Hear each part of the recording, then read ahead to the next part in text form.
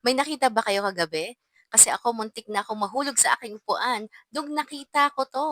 Dustin and Bianca caught on cam having a super duper tender moment together habang nanonood ng movie. And I think it was a Catherine Bernardo movie. Pero teka, uploaded by mistake daw? So ayun na nga, ang saya-saya. Fans were quick to notice that Dustin uploaded a video. At ito nga ang lumabas. Dustin and Bianca na magkatabi, na super close, na halatang very comfortable with each other. Halatang private moment nila ito together na nasilip natin. And guess what? Hindi nagtagal, binura agad ang video na to. Pero alam niyo naman, ang mga fans, mas mabilis pa sa 4:00 na record, na save, at ngayon, kalat na siya. Kaya hindi na talaga mababawi ang moment na to kasi nakita na natin. For me, ang sweet lang panoorin kasi consistent na kahit pa dun sa bahay ni kuya at paglabas sa bahay ni kuya, ay sweet pa rin sila sa isa't isa. Sabi nga nila, pinapagpatuloy lang nila kung ano yung nasimulan nila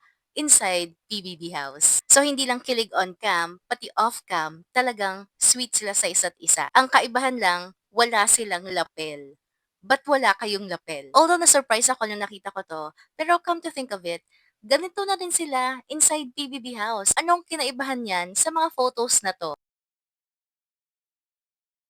'Di ba? Sweet na talaga sila, lagi-lagi. Honestly, if Dustin uploaded this by mistake, well, okay lang 'yan, Dustin. Talagang nangyayari yung mga aksidenteng ganyan. Pero natutuwa kami na nakita namin ang sneak peek ng inyong samahan. Pero sneak peek pa ba 'to? Kasi nakikita naman namin kayo na nagde-date sa mall na kayong dalawa lang.